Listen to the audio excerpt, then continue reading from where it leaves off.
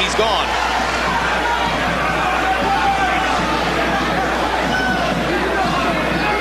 And the Mayweather camp sees the speed advantage as being so big that Floyd Sr. relentlessly insulted Manfredy in the promotional build-up to the fight. He took great pleasure in saying in front of Manfredy, he's a bum, and my son will beat him easily. The fighter was considerably more diplomatic in his public pronouncements and never misses the chance to say Angel's a good fighter, and I'm sure he'll fight well. Yeah, fighters usually try to maintain respect, good respect for one another.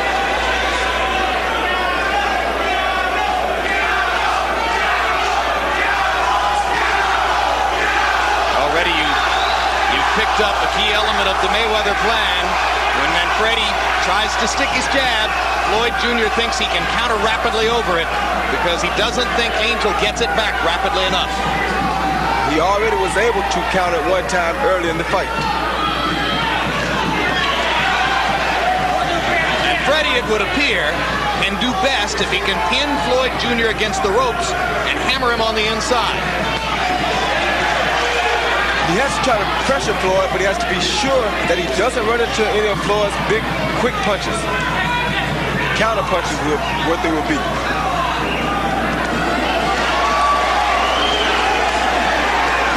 And Manfredy trying to get to the body as he momentarily flashes Mayweather to the ropes. Floyd slips away.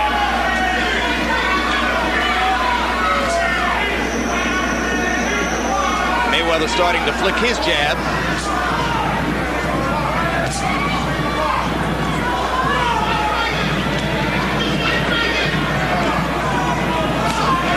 Manfredy's throwing good body shots here early too, which will neutralize the speed some if he can do it over a period of time. But Floyd has very quick hands. He's showing very good head movement. Angel says, I have to cut off the ring, and then cut it off again. So far, he has on a couple of occasions been able to do exactly that and pin Mayweather against the ropes. Now he lands one again as Mayweather slips back away from the ropes. Doing much better in the second half of the round, Manfredy, than he did early on. And a body shot by Mayweather to punctuate round one. Listen, I don't want you reaching on this guy. You understand? Work the jab first, okay? When he starts going around, you cut him off. I want the double jab. You're not using your jab. Don't reach. First touch him with the jab a little bit. Then start moving in. I don't want you reaching, okay? Go downstairs. Use his jab, okay? Speed back is on your left. Only one on left. Breathe in now, slow. Breathe in.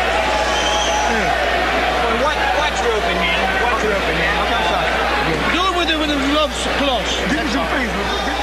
Mayweather dominated the early part of the round, comes back at the very end with a nice body shot followed by a jab.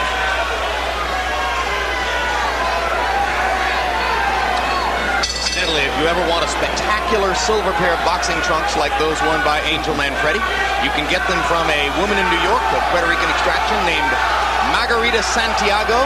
She does the trunks for Lou Duval and for Manfredy, and also has done some work for Lennox Lewis at times. The little wings on Angel's trunks are the best touch I've seen. But they're not going to give him speed. Good right hand by Mayweather. And he follows it up by following straight up the middle with another right hand lead. Left hook lands for Mayweather, and he's gone right up the middle through Manfredy's guard. Manfredy trying to find him so that he can cut off the ring and try to hammer him to the body as he was able to do in the latter stages of round one. Yeah, and Mayweather turned southpaw momentarily. Didn't fool Manfredy at all. He came in with a straight right hand. This is the pace that Manfredy needs to make Mayweather fight. He has to make the young, quicker fighter throw a lot of punches in order to neutralize some of his speed. He just has to make sure that he does not run into the big counter punches.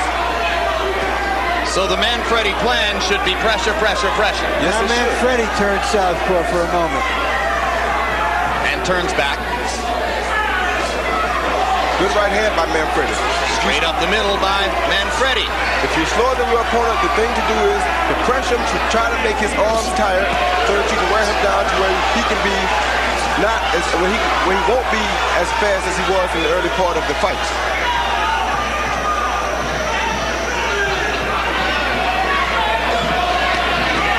Right hand lead lands for Manfredy, and he comes back with a hammering left hook to the body.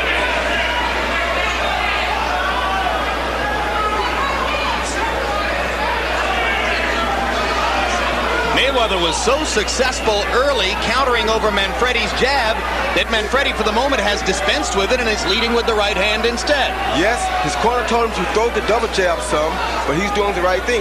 Pick the time to throw the jab because that's what Mayweather's looking for. And Mayweather seems a tiny bit confused as to what to do to mount his own offense now that Manfredy isn't throwing the jab. But there's a good idea. Mayweather with a right over the top stuns Manfredy. He's not confused at all. He's just boxing, keeping Manfredy out in the end so he can see Manfredy. Manfredy in trouble as Mayweather pounds away. Manfredy almost went down. He won't take a knee, but he isn't throwing back. Mayweather pounding, and this one's gonna be stopped too. Same spot in the ring where the heavyweight bout was stopped. And of this stoppage, I'm not quite as critical. I'm not either. I still thought it was a little quick. I think Manfredy was dazed. He should have taken a knee, pulled himself together, maybe too proud to do that. That's usually what happens with a champion. Much too proud to go down unforcefully. He seemed at a moment even to consider going down and pulled himself back up. And the difference here in the stoppage, guys, to me is that unlike Tua, Mayweather was landing virtually every punch in the rally. Yeah, he's landing a lot more punches. He was hurting Manfredy. Manfredy was not throwing punches back, and he wasn't doing a great job of getting out of the way of punches either. Yep, all of which conspires to say it was a more defensible stoppage than the one which preceded it in the heavyweight fight, although again, Angel Manfredy is going to say that was too quick. No, you have to give the referee credit too because he thought about it a couple times, but he said, wait a minute, let me make sure I don't do this too early. We've had one early stoppage. Let's not make it two in one night. But a period of time passed, Manfredy wasn't throwing back, and Floyd Mayweather Jr. has another big, stunning victory to cap off his rise to stardom in 1998.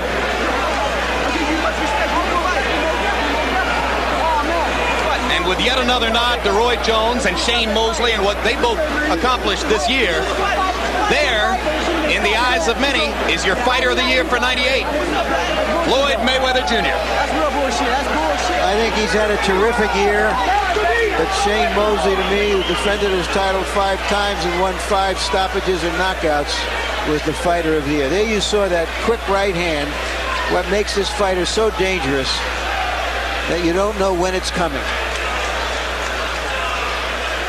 And here's the rally that prompted the referee, Frank Santori, to stop it. Land, miss, land, miss, land, miss. Notice Manfredy did not throw a noticeable punch during that whole time. Yeah, from this point forward, I don't think he throws another shot. Should have gone down. Would have given himself a chance to continue. Too proud to go down. Yes, he should have taken a knee. But there you go again. When a guy's a champion, they hate to go to the canvas. No champion wants to go to the canvas. Yeah, and while we were critical of the referee in the heavyweight bout, it's like NFL officiating. It's easy to criticize them. It's not an easy job to go do. No, it's not. That's why I don't have much to say about it. Let's go to Mark Barrow for the official particulars on this one. Ladies and gentlemen, the time, 2 minutes, 47 seconds of the second round. Referee Frankie Santori stops this bout. The winner by technical knockout and WBC Super Bantamweight Champion of the World, Pretty Boy Floyd Mayweather.